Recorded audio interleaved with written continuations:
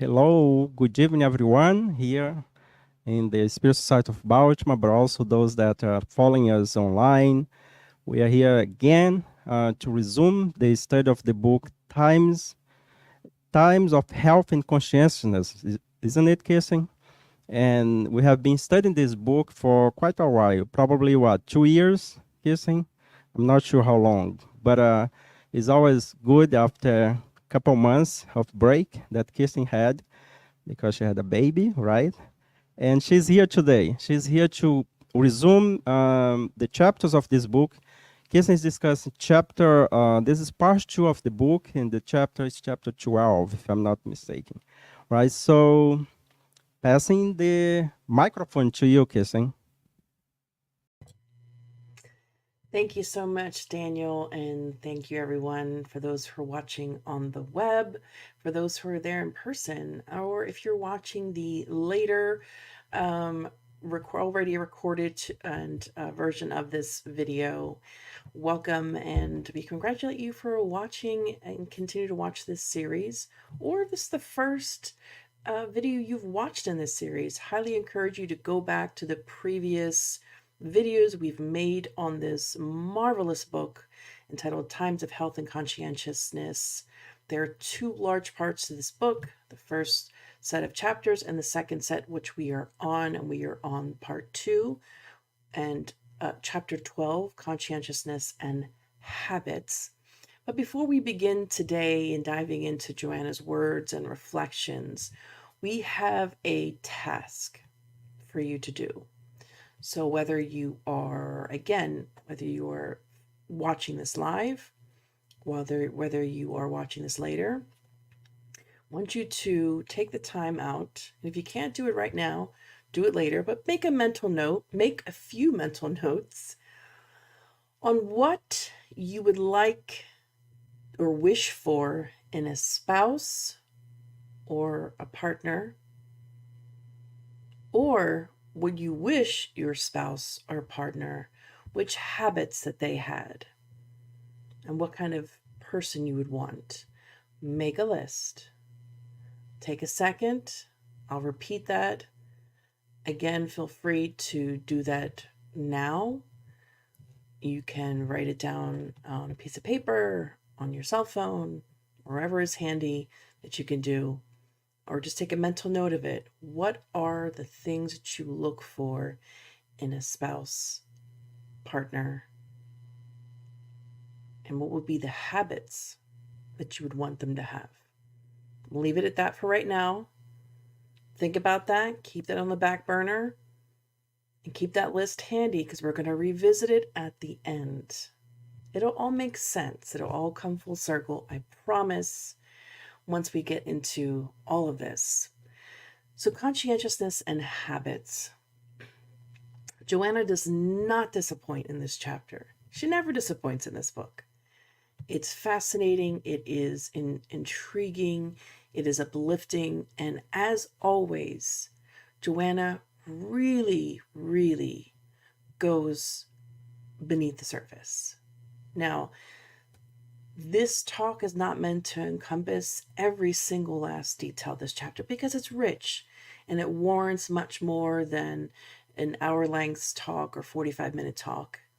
It really requires a great deal of study sitting down. So we always like to think that these talks, these conversations, are more of a teaser to hopefully get you excited or interested to read more of Joanna's work, more about Spiritism, and lastly, and probably, dare I say more importantly, to learn more about ourselves and enriching our minds. So, this chapter 12, is on habits.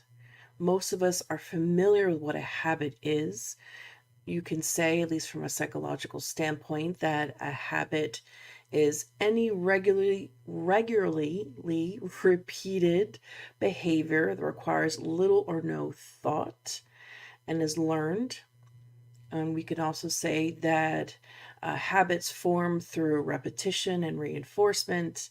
And reinforcement encourages the repetition of a behavior. And you can think of it as when we are teaching our children, or if you are a teacher of children, you'll notice that children tend to learn through repetition. And we are the same as adults. And that's how we get kids to learn. That's how we get adults to learn ultimately as well.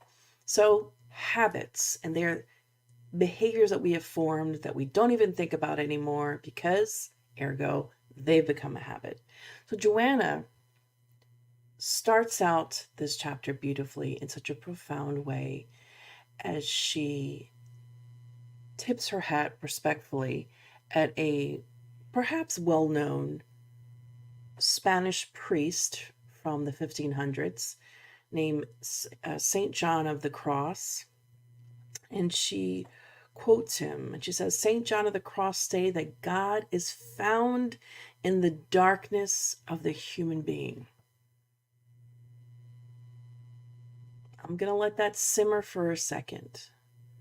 Saint John of the Cross stated that God is found in the darkness of the human being. God is found in the darkness of the human being. Now, this quote reflects on so much of St. John of the Cross's experience in life and how he experienced God, but it also speaks to someone who has the experience of really living a deep and profound and reflective life. Let's read on. She goes on to say, the innate, profound self of individuals, yet undetected, reality lies in their dark side. And when Joanna refers to the dark side, no, it is not, when we think of the dark side, we tend to have that phrase or that word connected to or equated to all things that are bad. And that's not necessarily what they're talking about here. Often in psychology, they refer to the shadow or the shadows or the shadow part of me, depending upon who you talk to. But that aspect of ourselves, that dark part of ourselves, is that unknown, often scary, but it's meant to symbolize that deep part within ourselves. And yes, sometimes accessing that shadow or the shadow lies within it parts of us that our mind, our consciousness has pushed way down, has either suppressed it or just chosen for a time to lock it away. And sometimes those things aren't good, in a sense. In the sense that we don't want to remember them, in a sense that we don't want to recall them. Perhaps they were things in this life or in a previous life that we did or had happened to us. But what is interesting is how we know that St. John of the Cross, when he states that God is found in that darkness, because we know that God is within us. And Joanna goes on to talk about, let me go back further in this chapter, how in the roots of who we are connected to God. We are divine. So when we go down into the depths of who we are, those places that we don't want to deal with, that we have pushed down, forgotten about, are scary. What we learn when we find God, because we often are scared of our shadow parts, that we learn when we face our fear. It's not as scary as what we thought it would be. We find courage, we find hope, and we find God. So when we read this, we know truly that St. John of the Cross was one of those human beings that was able to reach that depth of his soul. Because only truly someone that has experienced that, gone into the darkness and found God, can come out and say that they have. Joanna goes on to say, as long as this area of shadows has not been lit by reason, ignorance prevails and the instincts rule, even if reasoning seems to control their habits and actions. Let's break that down real quick, because that's a lot, and it's really important. So, as human beings, we have those parts of ourselves in our deep unconscious or our deep consciousness that's lays beneath this shadow, okay? When we don't bring light to those areas, those are the things that tend to drive us. So let's give an example of this, okay? You can know someone that's very rational thinking person, that's very reasonable, that, doesn't just live on the edge, doesn't just wear their heart on their sleeve. This is a person you could think of, you probably know one, that you could say, oh, he's a level-headed person. He or she is a level-headed person. But that person, even that person, can be driven by their unconscious desires, thoughts, issues, fears. So until we bring light to that, until we go within the depths of our soul, our mind, and shed light on that, in that self-discovery, and come to terms and meet ourselves, we are going to allow ignorance to prevail. So when I'm scared to look in the box, I keep it locked. That fear and that ignorance will only ooze out of that, in a sense, and cloud our mind. But the moment I open that box within me, that shadow box, let's use it as an analogy, all of that dissipates and we become more self-aware. We become less fearful and more intentional in our lives. And this is what explains when we see people who are very logical, very level-headed, doing or becoming other people. Like, oh, I cannot believe this person did this, this. They seem so level-headed. Well, from what we know of them, but we are much more than surface level people. We are much more. So as we were studying this, we thought of sort of a more tangible example, if you will. And I'll say this briefly because we have to also move on. Imagine grass. When you look at grass, you have the different layers. You have the grass, you have the topsoil, you have all the different layers of the grass, okay? And if I were to take a flashlight and put it on top of the grass and turn the flashlight on, and if I were to have a sliced view of that, you would see that maybe very, very few light particles would be able to pass through that dirt beyond that top layer. But we take another section of that same grass, do the same thing, except I dig a deep hole straight down. And again, I perform the same thing. I take the flashlight and I turn it on. Except the light now and all the light particles are able to shine and go down further. You could see deeper into what looks like an abyss, perhaps, depending on how deep you dig it.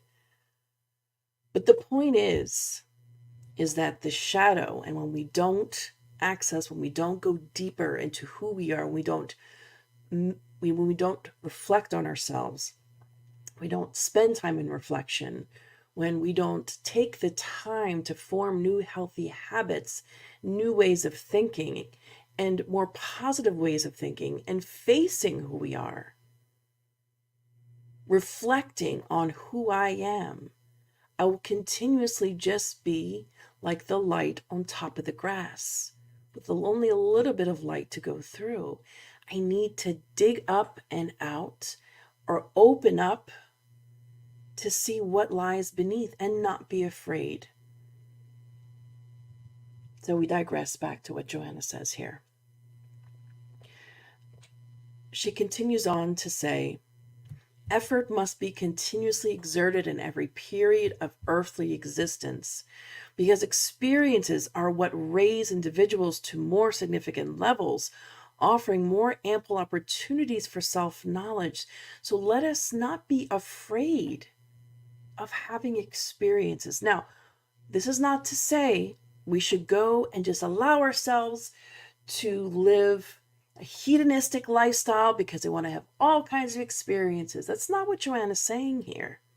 She's saying, as you're trying to live your life in the best way possible, we are going to encounter hardships. We're going to encounter things that are difficult. But let's not shy away and run away from those experiences. We must use those experiences to exert effort, because it's through experiences with interactions with others that might be challenging. Our coworkers, people at the grocery store, when you go to the post office, and especially within our own families. Those are opportunities for us to grow, for us to gain self-knowledge. And here's where Joanna reminds us, the roots of the individual are divine. I am, my roots, I am divine, making the body an instrument or fertile soil for the unfolding of latent treasures. How beautiful is that? Look how great. As my late mother-in-law would say often when I would speak with her, and I'm going to translate to English because obviously she didn't speak English, but she used to say a common phrase, look how great God is.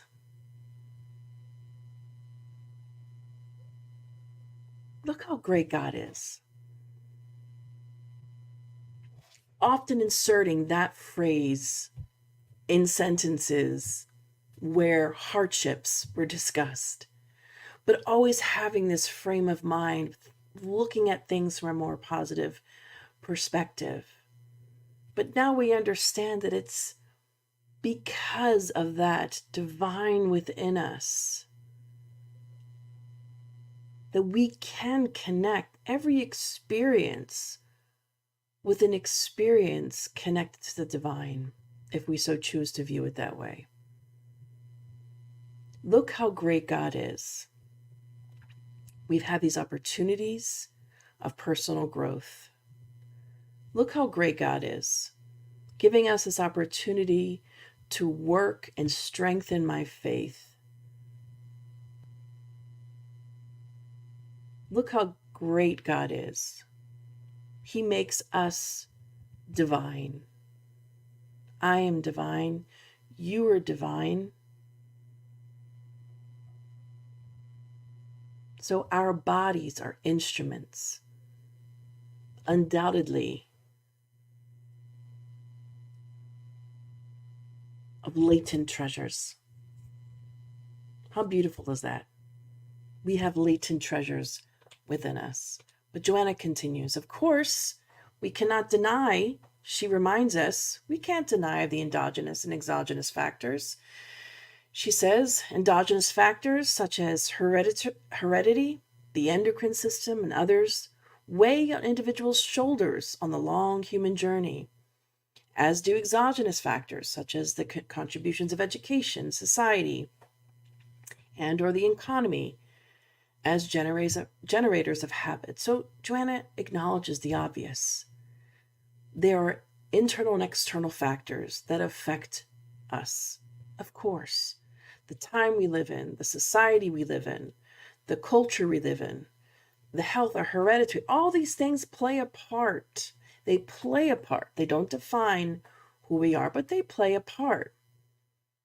But she again reminds us, but we, the immortal spirit that we are heir to our own achievements, which transfers from one existence to the next, acquisitions that advance it, retain it, or trap it in perturbing states. So we are our own heirs. We carry with us from one existence to the next, and those things can help us, hurt us, or trap us.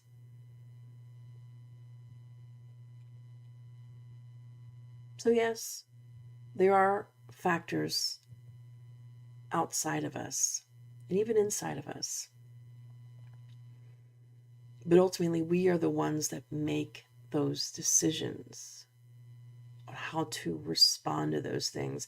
And a common example of this, and we've had many discussions within our day-to-day lives with folks, and obviously having children as well, and having to acknowledge that, for instance, growing up as a woman, as a female, having endogenous factors such as hormones, premenstrual, you can have your premenstrual symptoms, and you have your cycle, and that also can affect hormones and your mood. And so it makes the female body intricately very different from what might, in comparison to a male, someone growing up in a male body that has different types of hormones, and all those things can affect that particular spirit. Yes, absolutely.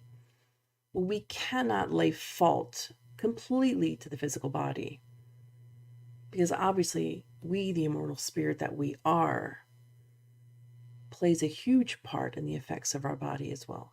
It's just, Joanna shares all that to say that ultimately it is a decision into what kind of habits that we form.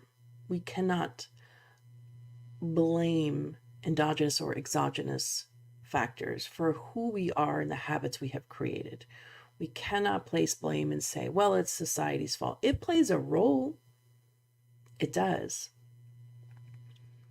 But that's why deep reflection is so imperative, so vital for our everyday health, for our everyday well-being.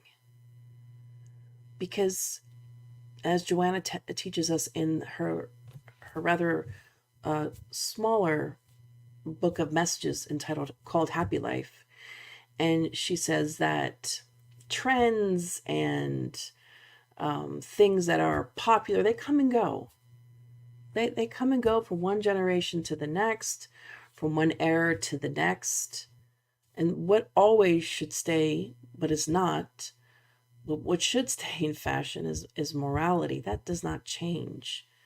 Morality from one era to the next does not change. It does not go out of style, as some would want us to believe. So it's just something for us to think further on. But she continues in talking about habit. Now, we've discussed this before, and you can go to my slides now.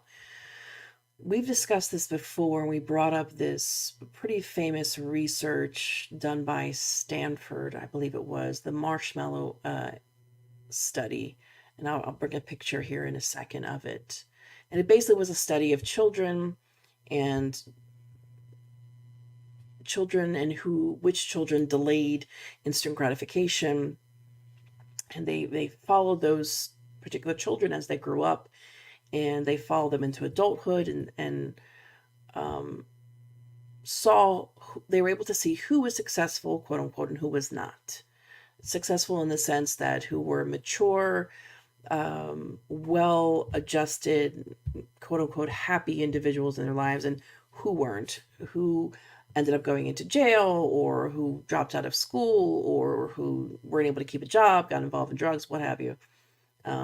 So they found that children, when they had the ability to delay instant gratification, were more successful and happy later in life. So we know this ability to delay instant gratification it's an important habit. And Joanna talks a little bit about that in this chapter. She says, given the habit of instant satisfaction, down through time, a fissure, a cut, has opened, or a division has opened up between the superficial, remember that top layer of grass, and the deep consciousness, developing the areas of the personality at the expense of the areas of the individuality.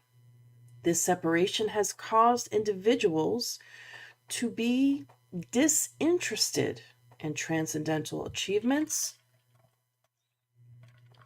which seem too difficult or discouraging, such as the preoccupation with the physical aspects of life. There's this new trend, and we saw this on social media. There's a new trend of young adults who are growing up into or reaching adulthood, or who are in young adulthood, who do not wish to work. I think there's even a term for them. I can't recall it offhand, but it's become quite a trend. It's being talked about on social media, where it's kids who've grown up who do not wish to have a career. They do not wish to, because it's too hard, it's too difficult. Everything's discouraging. They just want to focus on themselves and just live their life superficially, so it would seem. So when we read and study this really, we can see how this is very visible in our modern day society. That there has, due to these particular children's upbringings, and it's important to note that these particular individuals are individuals, and take this with a grain of salt, because this is anecdotal. This is not actual research. This is purely anecdotal data that I'm sharing with you. But we see it a lot. You see it enough, a good number of examples of it anyhow, where these are young adults and individuals that are living in their parents' home, who fund all of their activities. So usually these are kids either recently turned 18, that are either tried to go to college and no longer want to go to college, but essentially they are being taken care of by their guardians. We see this as this new trend.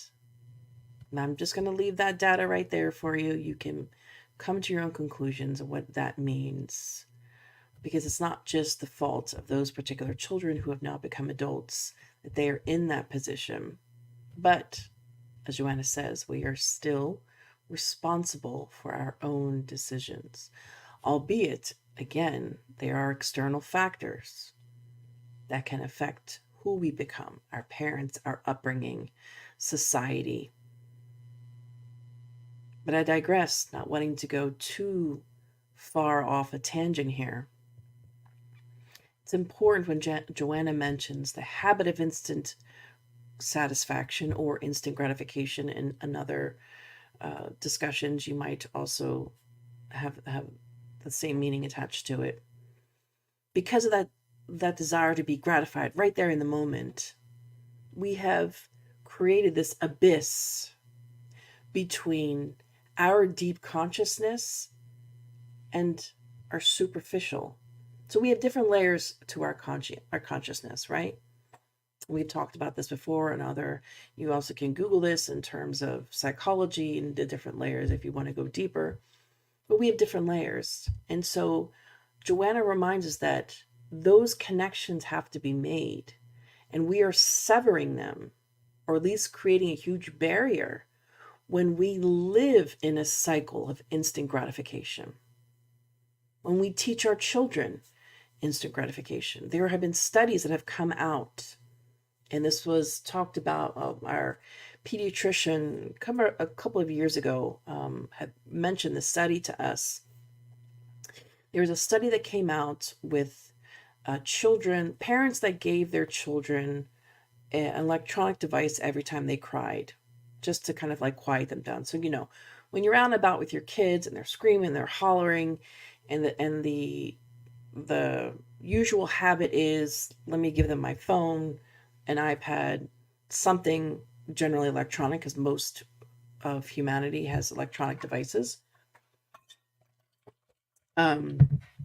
Whereas in olden times, your mother would simply give you the look, and you knew you better hush, or you would really get into some trouble when you get home. But nowadays, in our society, at least here in North America, where, I would say the average American has some form of a tablet or smart device. So I digress. So this research showed that these children, that it was the most unhealthy thing to do for your children because it caused them, fell into this loop of instant gratification. So these children are growing up not knowing how to self-regulate. Because in that moment of struggle, of throwing a tantrum, of not wanting to deal with the situation, and we're talking about little kids here. So oftentimes we think, oh, it's just in the moment, it's not a big deal, it's just this one time, which the one time turns into 10 to 20 to 30 to a million times, right? Because, we are on this fast track of just trying to get things done, as parents, and we have our to-do list and we have our things to do. And sometimes our children become more of a nuisance to us, not intentionally, but unintentionally. And so we want to, quiet them. So we give them a device. So that makes these children unable as they grow up to self-regulate their emotions. So what they're really pushing for now, which makes complete sense, is to not do that, is to allow our children. And if you're an adult and have trouble with self-regulating, you can still work on this, but allow the child as well, to experience frustration. Hold that for a second. Think about that for a second. It's important for us to allow our children and ourselves to experience frustration if we haven't been taught otherwise. Allow your children to experience frustration, to get upset. We don't have to rush to put a Band-Aid or okay it to death, or to try to make it okay. Instead, allow them to be frustrated. Allow them to self-regulate, because they will eventually. Now, whether that's taking a moments longer to deal with your child when they're throwing a tantrum, it's difficult. Nobody said it's easy. It's not. It's darn right hard to live life. It's challenging. It's worth it when we live intentionally. It has so many benefits. We are investing in our children who are meant to live in society, and so we can help them to be better individuals within society, but also for ourselves. To delay instant gratification in our everyday lives. Begin to do this. When you want something that's not healthy for you, try to delay that instant gratification of doing that. Because the rule is, if we can delay that, we have greater benefits at a later time. But we digress. Going back to our slides. Instant gratification in today's day and age, I'd say since the 2000s, with the rise of social media, we already know this. The research has been done. We know how social media is. It's all about instant gratification. Anyone that does any type of marketing or works on social media knows that the key to engagement is that instant gratification for your viewers. So that's why social media platforms such as TikTok are one of the most widely used, because it's short, quick, instant gratification videos. And don't get us wrong, there are a lot of positive, uplifting things, but there are a lot that is not. But it's that instant gratification. It's that 30 seconds. It's that 1 minute. We just want it quick and want to move on to the next. So it's that mental habit that we've formed.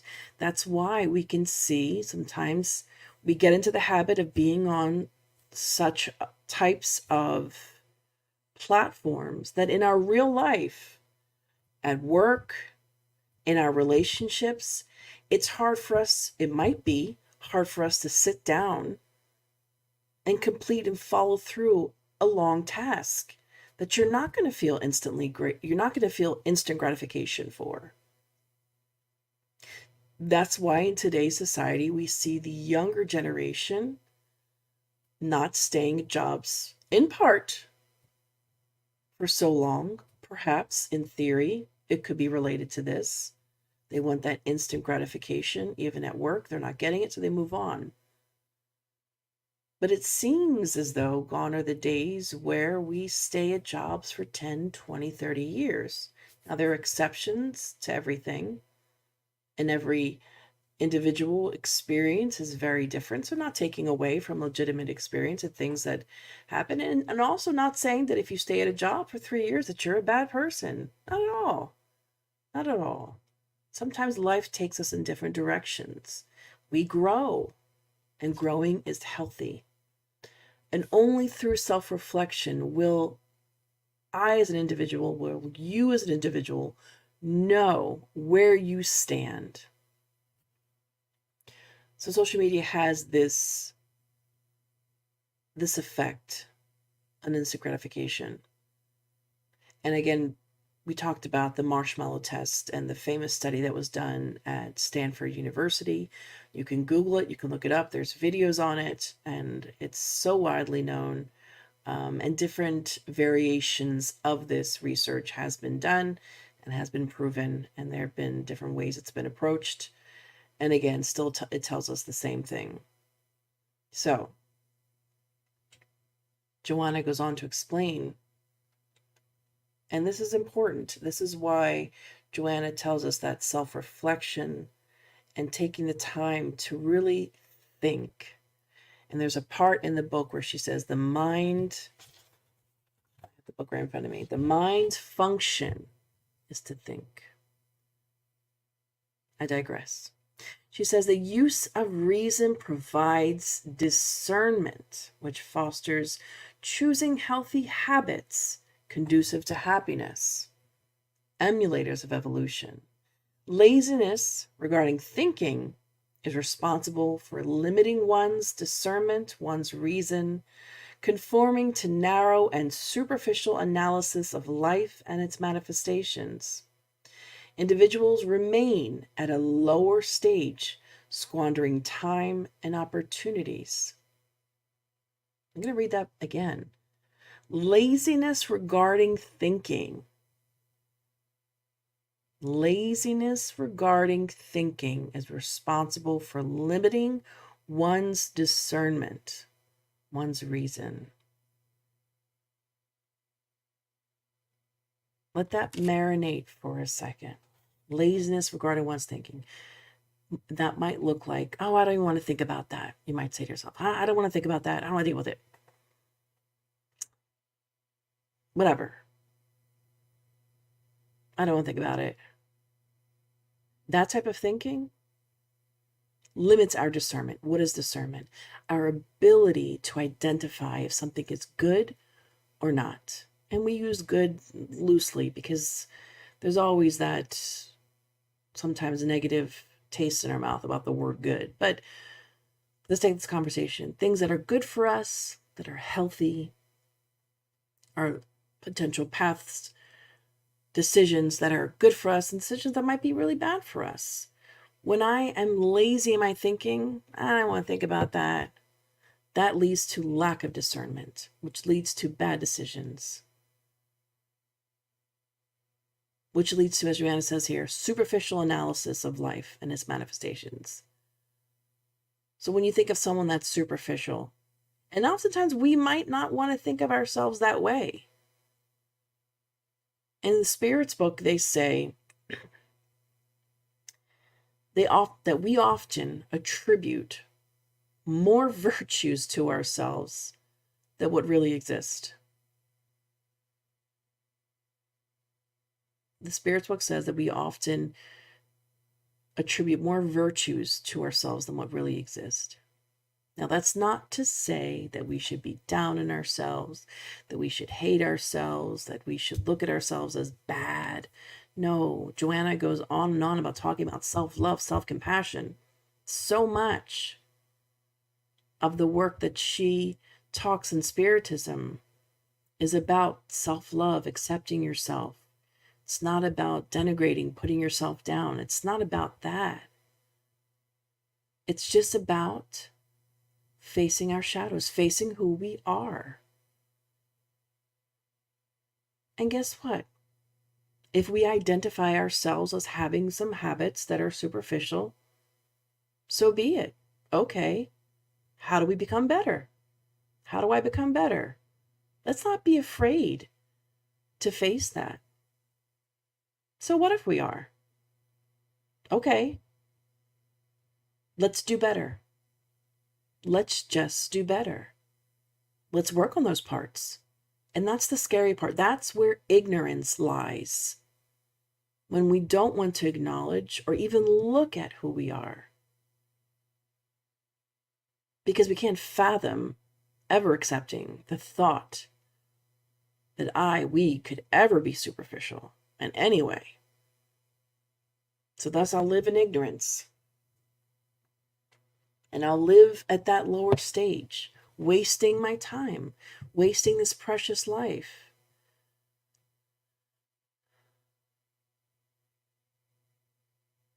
I was listening to a talk by Givaldi just the other day, and he was just talking about this, about how life is precious, life is beautiful. Live it to our fullest. Be happy that we're living. Take every opportunity to live it to our fullest and greatest potential. And he says this as he is 90-some years old, after he had a consultation with one of his doctors that was telling him, how old his body is, essentially. How this is wrong and that is wrong and this is not working well, and for a 90-some-year-old. And he said, he turned to his doctor and said, Doc, I'm happy. I still have life in me. That I can live it, that I can spread joy, that I can share the love of Jesus, share the love of Spiritism, share how life is beautiful with others. I have life in me.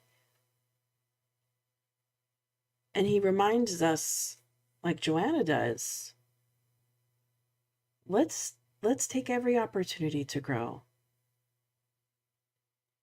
So, I digress. Back to our slide. Joanna says, if you choose mental habits of discernment for what is correct, you will act with confidence. And those memories will function automatically, maturing you intellectually and emotionally. And this behavior will give you self-awareness, oneness with your deep self. If you choose mental habits of discernment for what is correct, you will act with confidence, and those memories will function automatically, maturing you intellectually and emotionally. This behavior will give you self-awareness, oneness with your deep self.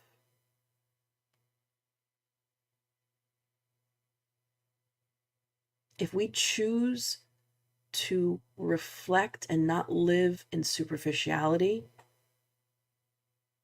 you will become more confident in yourself. You will trust yourself more because your deep self will know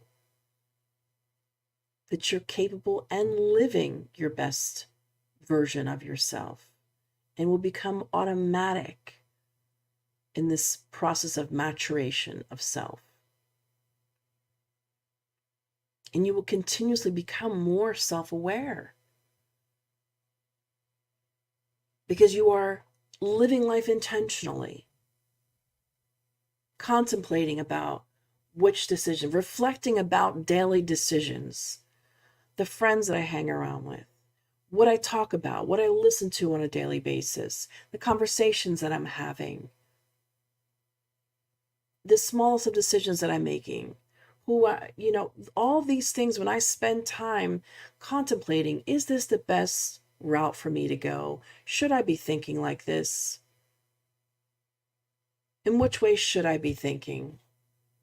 Should I forgive this person? Or we can live on automatic and sort of autopilot and live superficially, because that doesn't take any effort. It takes no work. It takes little to no work.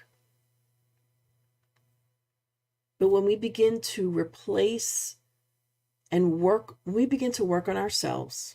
And Kardec, it's either in the Gospel according to Spiritism or it's in the Spirits book. It says, and it's in a footnote, or Kardec says that, or the spirits say that the more we work on ourselves and work to strengthen our virtue, I think it's the spirits say this, the more we work on our positive virtues,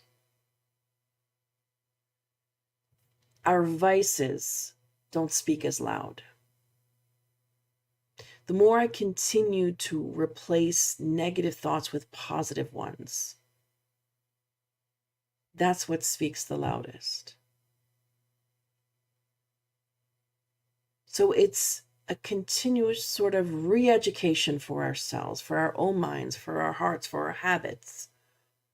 Creating these new habits, creating new ways of being, creating new pathways.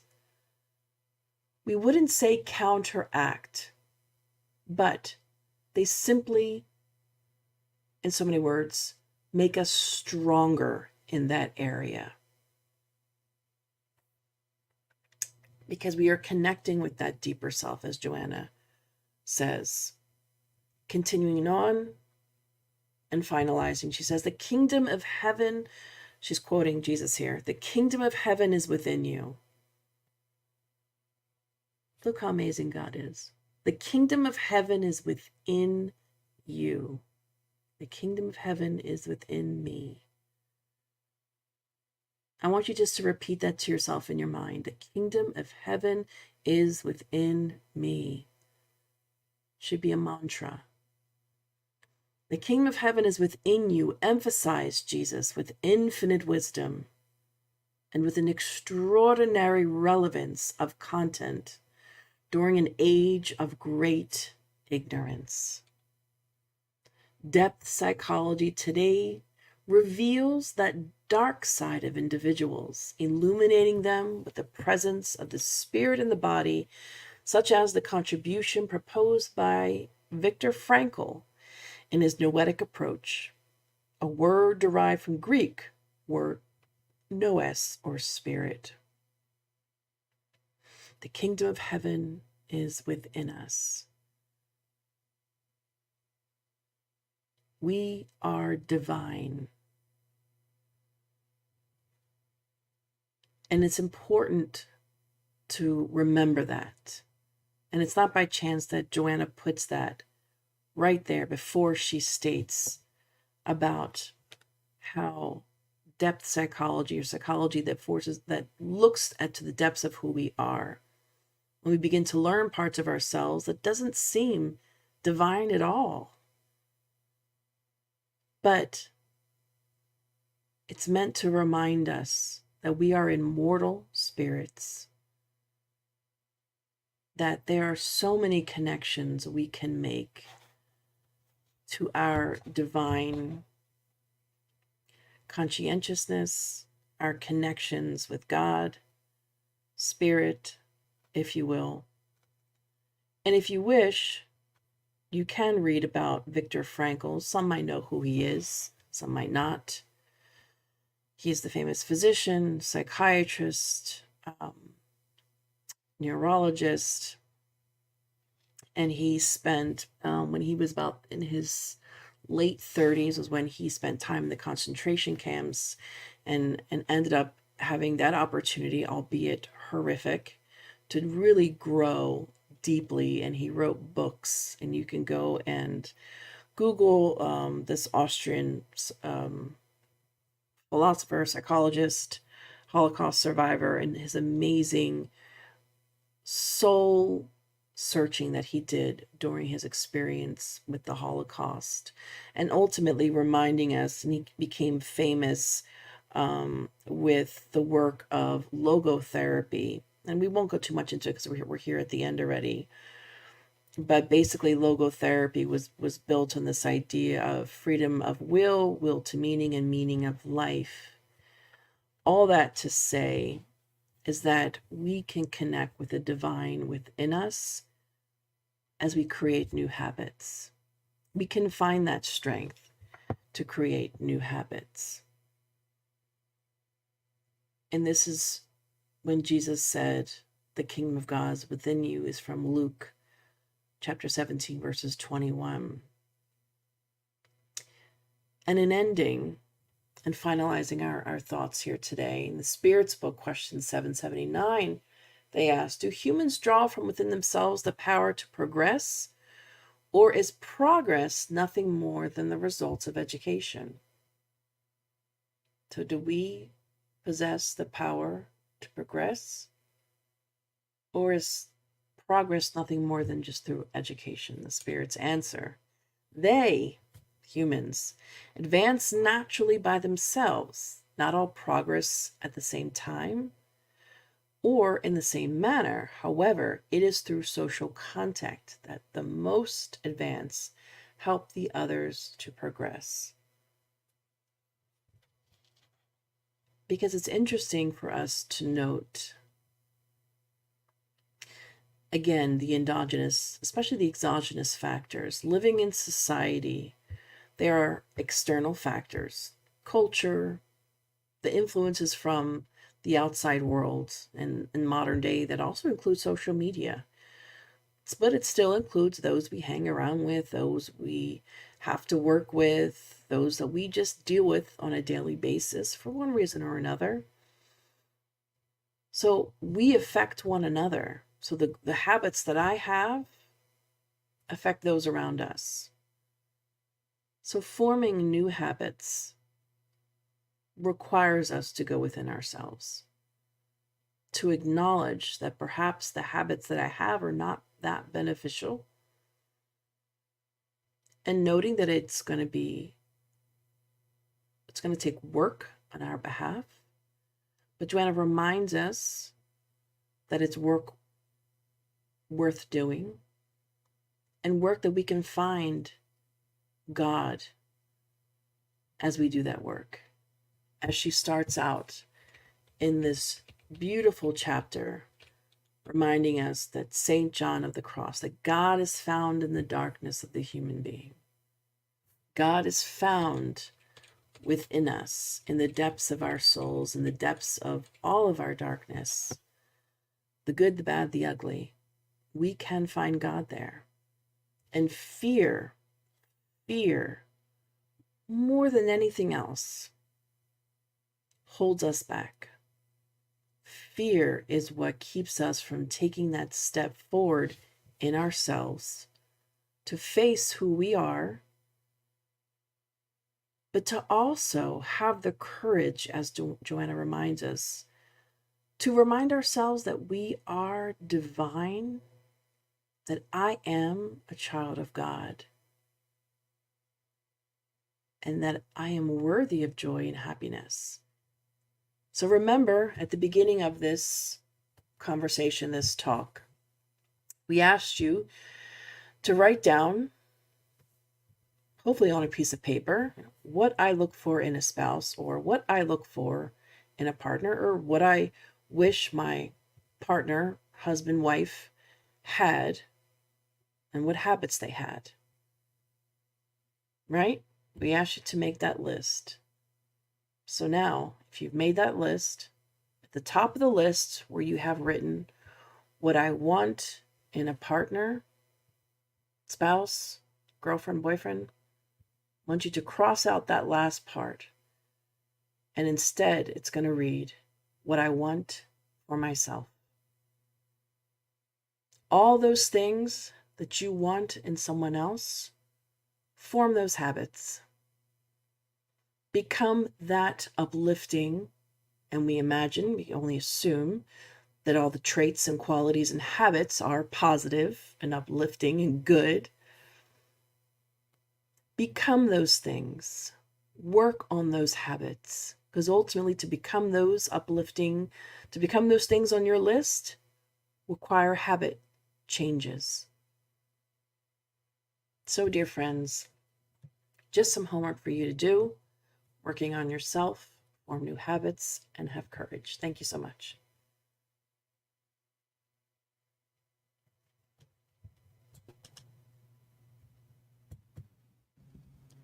Thank you, Kirsten. A lot of information, food for thoughts. Thank you for the lights. And I guess we have a lot of questions, right? But we have a time to go through here. We have some question online, but before we go online, I would like to open for us here to make any comment, any question for Kirsten, because this topic of change habit and consciousness is something that is very up to date, right? And drives our lives. Good habit bring good result. Bad ones not so good, right? So any question, comment from this beautiful audience that we have here? Don't be shy, okay? Comment, question, Johnny? So for those of you who are not in the habit of asking questions, I challenge you to make a comment. Yes. Anyone here? If not, guess we have a couple of. Let me see here. We have so we have Alba. I'm gonna put Alba question here, kissing. I cannot read here because it's too small for me. But let me see what's Alba talking about laziness regarding thinking. Did you want to mention about the habit of counterbalance this situation? What would be the good thinking habit? Great. I think you need to mute your. I'm hearing feedback, Daniel. Okay, sorry about that. Great question. I could tell that you're doing some deep reflecting there, Alba, and that's excellent. That's always, it's always a good thing. It's a good habit to have, this reflection. So, although it's not blatantly necessarily stated by Joanna in this chapter, there are in other books, as she recommends, counterbalancing, if you will, this laziness. Did Joanna mention the habits of counterbalance situation? Sorry, just rereading the question real quick. Yeah, what would be the counterbalancing of lazy thinking? To think. But to answer the question directly, no, she doesn't give specific.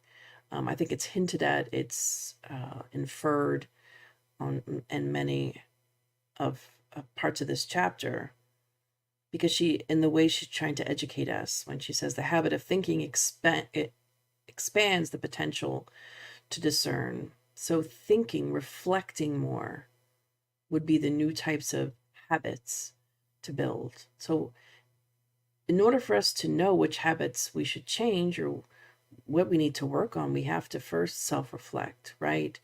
To know what it is about ourselves, to do that self-reflection. And sometimes it's something as easy as starting to keep a journal or write down on a notepad your daily thoughts at the end of the day. What are some things that you can work on, or even better yet, goals that you wish to reach? I want to be a better listener. Identifying the things, again, when we mentioned about creating the list of what would your ideal partner look like, and writing that list, and then scratching out at the top your ideal partner and put your name down and work towards those things. So, and good thinking habits are anything that uplifts us, connects us to all that is good. So I think that can encompass a lot, and so hope that helps a little bit.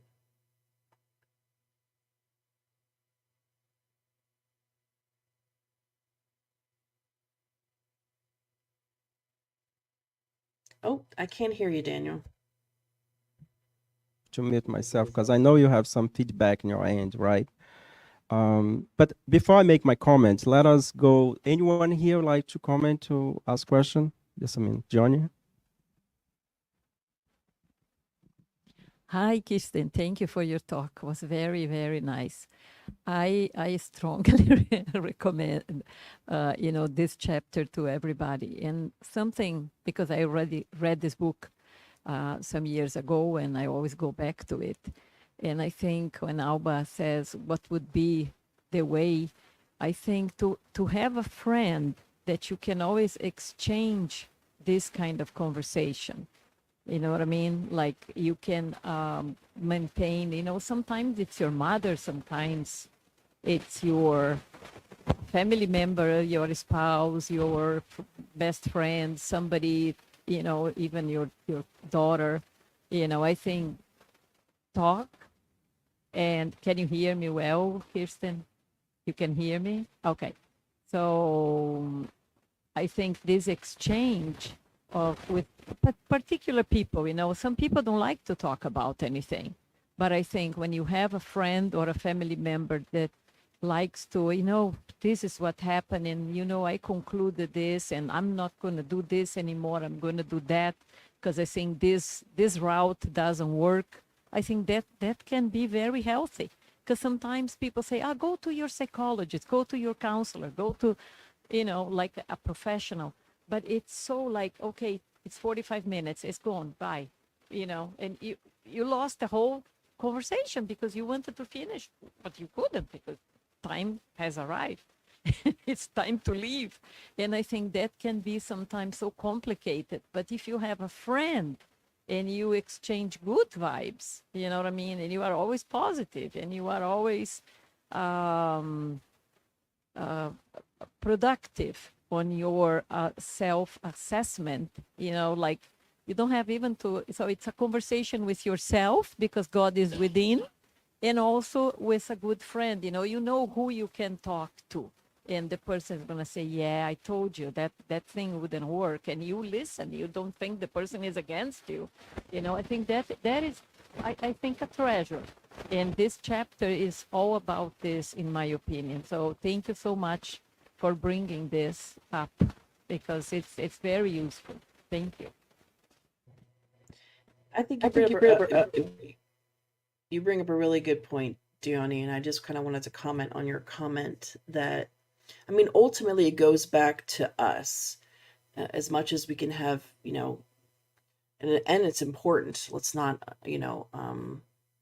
be mistaken about the importance of having good, positive, uplifting friends around us. But ultimately, it's also how we choose to reflect on those positive things and ways in which they're trying to help us. And I can't help but reflect and think about my own faults and where I fail in this regard, and lazy thinking. And having been married now for a little over a decade, and being the person that I'm married to, I think because educationally he was educated to be a researcher, so he still kind of has that mind to always be very reflective, and thinks a lot. Not that, and I'm forgive the personal anecdote. I'm going to share this to prove a point here, not because I want to talk about myself at all. But I'll notice that, in our day-to-day lives, and needing to make a certain decision, whereas I might be quick in certain regards to want to make a decision on something, he might be more reflective and wanting to really think through things. And for a very long time, that annoyed the living, that annoyed me, to say the least. It annoyed me, but I've learned to be more reflective as well, and to take that as an opportunity to think more. And Joanna reminds us in this chapter, to not only think, with that immediate, with that instant gratification, to be more reflective, to be more intentional. And again, like Gioni was sharing, when we're in different experiences, we have that opportunity where we can fall back into old habits, or perhaps look at something in a different way. Let us be open to that, to perhaps do things in a different way, because it could mean it's a better way. It could be better just because we're not used to it. So I digress. I throw it back over to you, Daniel. Okay, thank you, Kirsten. So let us go through a couple of comments, and there is a question here as well in the chat. Alba says, fear is the antithesis of love. Thank you for such a wonderful presentation. And then we have a, I guess, a question from A. Array, I think. I hope I pronounce, yes, how are you? Your name. So, I don't know if a female or male, but she or he says, I find it hard to get my young adult kids to look into this information. Don't want to let go of the instant gratification. Once they were old enough, they brought their own phone. They bought their own phones. Not how I did. Um, I don't know if you wanted to comment on that. I think she's sharing um, her experience with her kids, right? Yeah, thanks, Daniel. I can Go ahead. comment on this. And I think the pronunciation is Arroyo of the last name. So I could be wrong, but I'm pretty sure it's Arroyo. I'm finding it hard to get my young adult kids to look into this information. Don't want to let go of that instant gratification. Once they were old enough, they brought their own phones. Not how I did things, for sure. And this is the plight of every parent, right? We try our best, we do our best to raise our children the best way we can, and that's all we can do. And being able to let go of that is really imperative, to say, I've done my best. I'll continue to encourage them to do otherwise, but also be that change. Even as having children that are getting older, having adult children, there obviously reaches the point where we don't have that same ability to try to rear them as we did when maybe they were like 10 or 12 or 6 or what have you. But obviously parenting looks very different when our children are older, and it's more about just trying to support them as best we can and just making whatever interactions that you have with them to be positive and to be that example. So being mindful, if you do have a phone that's a smart device, to not be on it when you're around them, and to gently encourage them to be present when they are with you. If they're not at the age where, you have that ability to kind of enforce that rule anymore, you can just gently ask, because now you're at a point where they're able to reason and to say, hey, I would love to have a sit down, spend this time at dinner or this time we're out together, to be with less cell phones and more being present. And sometimes just reasoning sometimes can help. And again, at times, we have to respect that they have the right to choose differently. That they have the right to, even though we may raise them in one way, that they may choose to be otherwise. And that's Thank you. part of parenting. Before we go to the final comments here, anyone here would like to make comment or question? We approach the end of our service tonight. Very quickly, Sarah said, great talk. Iracema said, thank you very much, Kirsten, for this spectacular talk. Always trying to change our bad habits for the better. So one of the things that, now is me, Kirsten, one of the things that caught my attention in your presentation was the word self-regulation, right, that you mentioned, that has to do with self-gratification, that sometimes let someone go to a process of frustration could be good, right? So of course, everything has a, as you said, has a regulation, how much we need to let that child or that person go to that period of frustration can impact for positive or negative, right, in the long run. And in life, if you look in nature, if you look the creation, everything demands works, right? Nothing happened just like, if you just decide to do nothing. We need to work, right? Our bodies, nature itself, go through a process of work, but also is important to modulate how much we do, because depends how much we do something, the consequence could be good or bad. If we're doing something that is not good, the consequence is going to be a disastrous, right? Very disastrous consequence. But at the end of the day, it's up to us. Our actions, our habits will determine for how long we need to go through that process of to reach a better place in our evolution. So I guess you, Joanna de Angelis, brought a great reminder in this chapter about habits, because we all have, right? The only thing that I kind of like I will ask myself as you were presenting is if Joanna mentioned anything about how long it may take for one to change a habit that is not healthy. Does she make any comment related to this, Kirsten?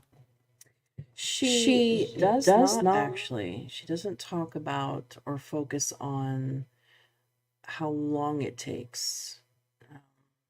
Just that we need to, for our own spiritual evolution, to create better habits, but more so reflecting on how superficial we can become when we don't spend the time in reflection in order for our consciousness to connect with our deeper consciousness.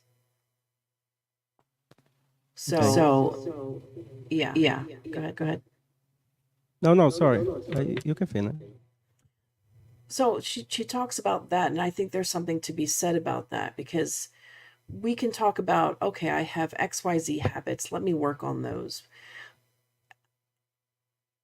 Joanna is very intentional with everything that she writes, everything that she puts out. And I think she does this on purpose. And I think it's something for us to, again, reflect on, that it's not about fixing 10 habits, but it's about creating the new habit of how we approach our thinking, our everyday lives, which is essentially, by definition, our habits. To spend more time, to be more intentional and thoughtful and reflecting on what we're doing, asking yourselves, why am I doing this? And facing who we are, and not being afraid, but also facing it courageously. And I mean, I could go on and on about this, but I think she doesn't mix words, because she knows that once we begin to face the shadows, that's why I believe she starts out the chapter quoting St. John of the Cross, that we find God in our shadows, because it's an encouragement, but it's also a reminder that when we go deeper, it can be scary, but we can still find God there. We can still find courage and joy and all those good things. So I know I probably didn't answer your question directly, but I don't know. No, that's fine. Yeah, and I guess even if we have, okay, so even if we have like a certain like amount of time to change a habit, that's would be case by case, because we are different spirit, different people that has different time. I know that we have a feedback over there, right? But and for immortal spirits, you know, we are immortal, so we have no end. We have a time of creation, but we have no end, right? So it's up to each one of us to decide if the change our habit will be in a lifetime, or we're gonna wait 10 reincarnation or not, right? So Kirsten, I guess we reach our time here. Thank you so much. We would like to know if you would like to do a prayer so we can finalize our live stream and continue with our service here at the SSB.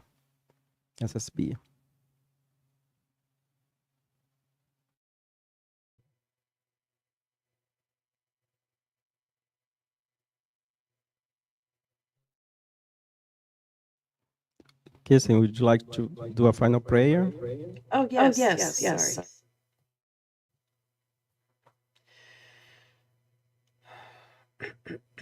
Dear Heavenly Father,